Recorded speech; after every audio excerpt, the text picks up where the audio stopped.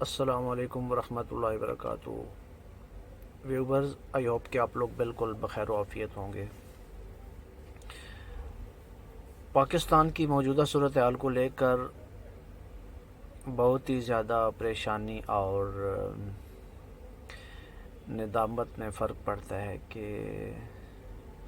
جس طرح موجودہ حکومت نے پاکستان کو اس نہج پہ لا کے کھڑا کر دیا ہے کہ اب یہ بالکل جیسے مرے ہوئے جانور کی طرح محسوس ہونا شروع ہو گیا ہے۔ تو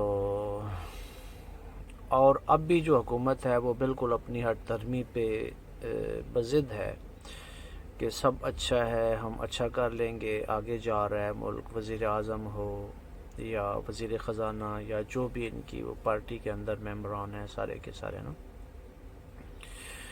میں کل دیکھ رہا تھا کہ ہماری جو فارن منسٹری ہے اس کو لے کر ہمارے جو وزیر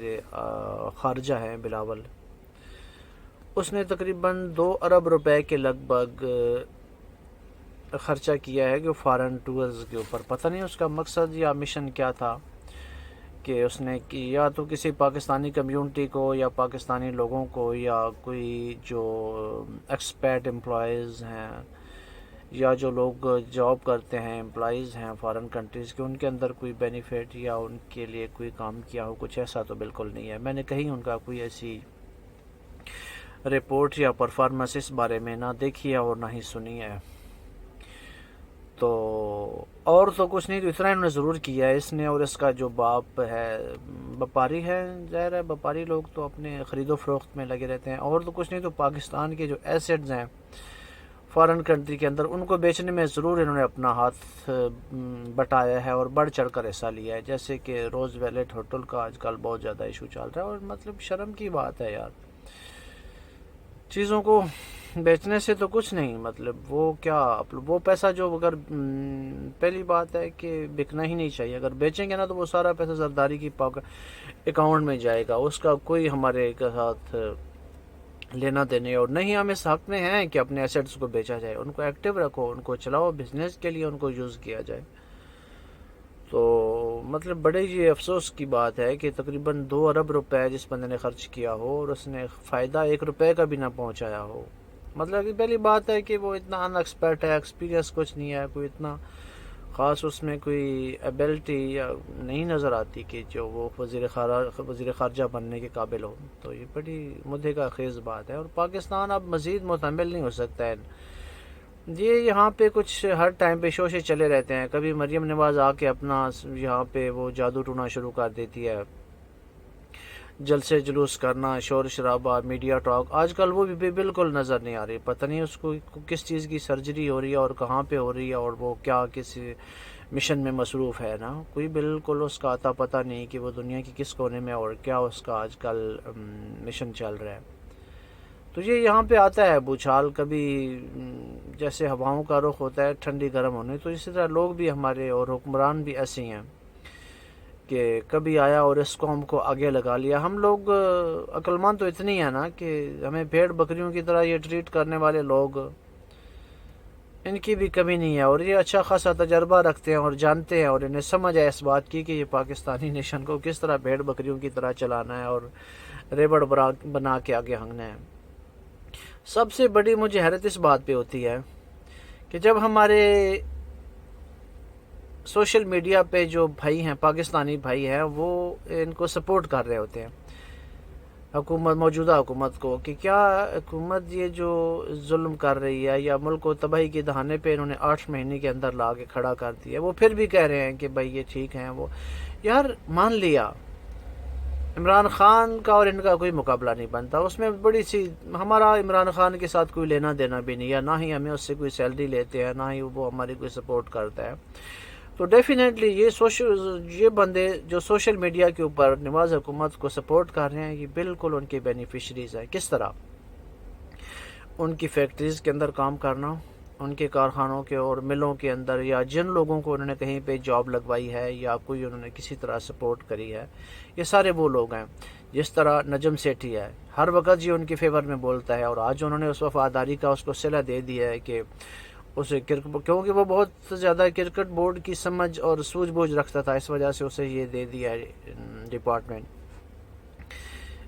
اس کے برعکس رمیز راجہ، اس کو تو کرکٹ کے بارے میں کچھ پتہ نہیں تھا، نہ ایکسپیرینس ہے، نہ کھیلنا جانتا ہے، اور نہ کوئی اس بارے میں، تو اس کو سائڈ میں کر دیا۔ یہ ساری وفاداریوں کے صلے ہیں، ریوارڈز آف سنسریٹی، مطلب ہے کہ خلوص کے، وفاداری کے سب بدلے ہیں جو دیے جا رہے ہیں۔ تو ہماری یہ وہ لوگ ہیں، ہماری بدبختی اور بیوقوفی کی انتہا اتنی ہے نا کہ ہمیں پتہ ہے جب یہ ملک نہیں رہے گا، یہاں پہ سسٹم نہیں رہے گا، تو ہم بھی نہیں رہیں گے، ہم بھی پریشان ہوں گے، بٹ ہم پھر بھی کہتے ہیں کہ یار یہ حکومت ٹھیک ہے، یہ ٹھیک ہے۔ تو یہ بات کب تک چلے گی؟ ہم لوگ اتنے مطلب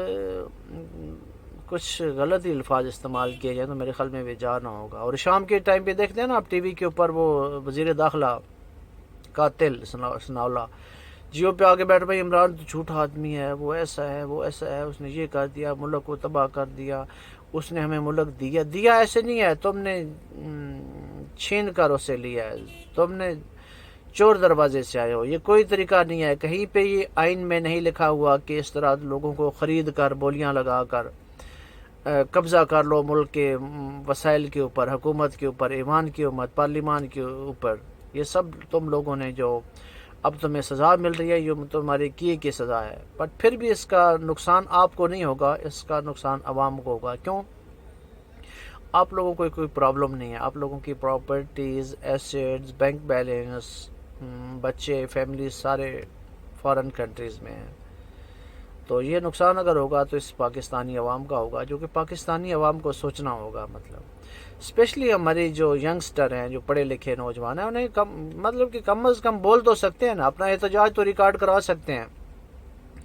نہ ہی کوئی نیوز پیپر میں دینا پڑتا ہے، نہ ہی ٹیلی ویژن پہ جانا پڑتا ہے۔ آپ لوگ اپنا اٹھائیں، موبائل اٹھائیں اور اپنا میسج ریکارڈ کروائیں کہ you are doing wrong people, یہ گورنمنٹ غلط کر رہی ہے، لیکن آپ لوگوں کو بولنے کا بھی ٹائم نہیں ملتا یا کوئی اچھا نہیں لگتا، تو آپ کو ضرور اپنا حصہ اس میں ڈالنا چاہیے اور بتانا چاہیے کہ یار یہ پاکستان کے ساتھ کیا ہو رہا ہے، یہ حکمران تو بیچ کے جا رہے ہیں، یقین مانیے یہ جتنے بھی ابھی اندرونی اور بیرونی چیزیں ہیں نا، یہ بیچ کر سب لوگ اپنا اٹھا کے بیگ اور یہ جہاز پہ بیٹھ جائیں گے، اور پھر تم دیکھتے رہ جاؤ گے، بلکہ جس طرح آپ کے رائٹ لیفٹ میں ممالک کے اندر ہوا ہے۔ الحمدللہ ہماری بڑی ٹیلنٹڈ یوتھ ہے، نوجوان بہت ٹیلنٹڈ ہے، محنت کش ہیں، بٹ یہ بولنا چاہیے نا، کیونکہ یہ اس چیزوں سے ہمیں بہت زیادہ دور رکھتے ہیں۔ ان کی کوشش ہے کہ اس قوم کو پڑھایا نہ جائے، اس کو سکلڈ نہ کیا جائے، اس کے ٹیلنٹ کو ضائع کیا جائے، جن کی ڈے فرسٹ سے ان کی کوشش رہی ہے۔ دیکھیں کتنے عرصے سے یہ پاکستان حکومت اور پارلیمان کے ساتھ چمٹے ہوئے ہیں، انہوں نے ہمارے ساتھ کیا کیا ہے؟ ہم نے کنٹریز کو، ممالک کو گھنٹوں کے اندر ڈیولپ ہوتے دیکھا ہے، دن، ہفتے، مہینے، سال بڑا معنی رکھتے ہیں، گھنٹوں کے اندر بھی، اور یہاں پہ صدیوں کے اندر بھی ڈیولپمنٹ نہیں آ رہی، کچھ بہتری نہیں آ رہی۔ غریب آدمی جہاں پہ پہلے ٹیکسی میں تھا وہ موٹر سائیکل پہ آ گیا، جو موٹر سائیکل میں تھا وہ پیدل ہو گیا ہے۔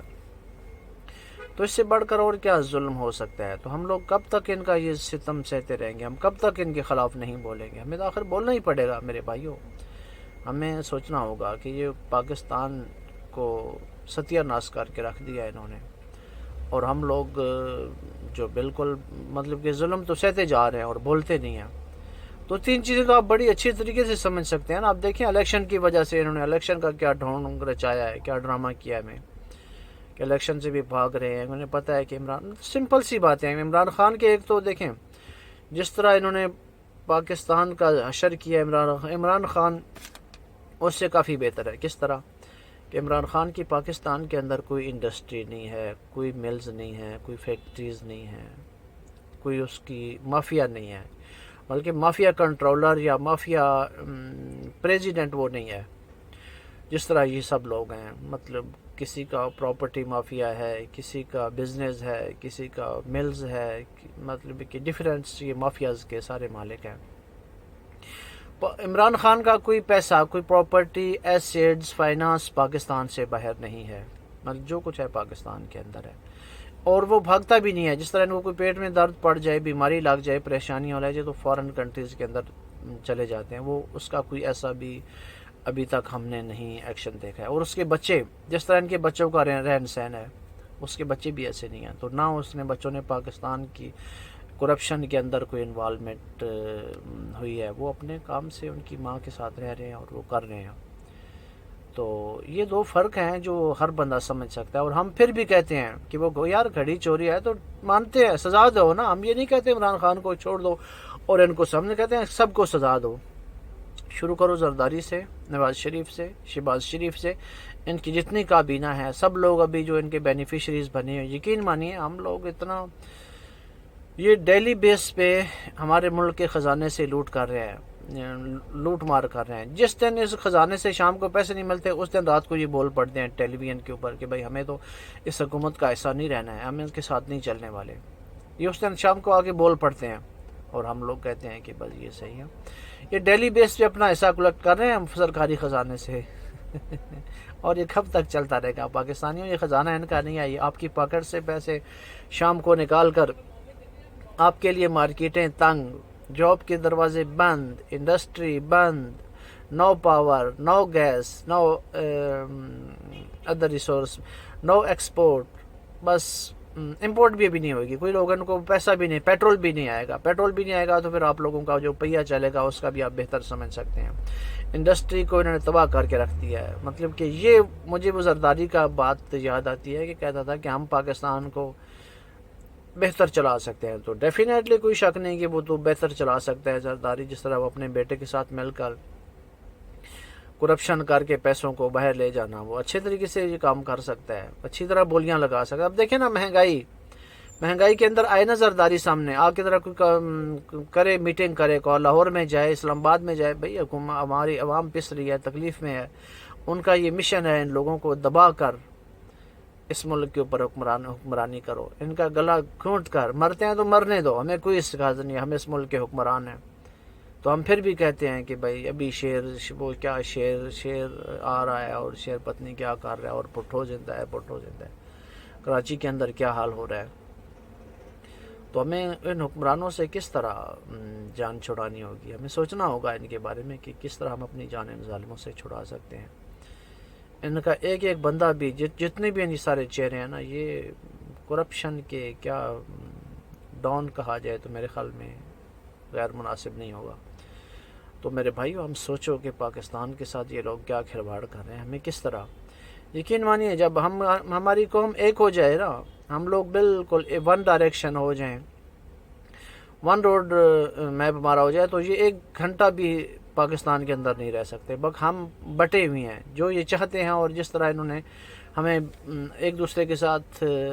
دور کر کے رکھا ہوا ہے، ان کے بینیفٹس ہیں، کس طرح انہیں پتہ ہے کہ یہ قوم کا مطلب یہی ہوتا ہے کہ ون اوپینین، ون آئیڈیالوجی۔ جب تک ہمارا ایک نظریہ نہیں بنے گا اس وقت تک ہم قوم ہی نہیں کہلائیں گے۔ ہمارا ہر بندہ بھائی سے، دوسرا دوست سے، اور ایک دوسرے سے دور ہے، جس وجہ سے ہمیں مار پڑ رہی ہے۔ قومیت کا مطلب ہوتا ہے کہ ون آئیڈیالوجی، بس ایک نظریہ۔ جب تک ہمارا ایک نظریہ نہیں بنے گا ہم قوم نہیں کہلائیں گے۔ جب قوم نہیں کہلائیں گے تو پھر ہمارا پیڑ بکریوں کی طرح یہ ٹریٹمنٹ ہوگا، یہ لوگ ہم اسی طرح لے کر چلتے رہیں گے۔ تو اللہ تعالیٰ پاکستان کا حامی و ناصر ہو۔ تو تھینک یو ویری مچ، اللہ حافظ۔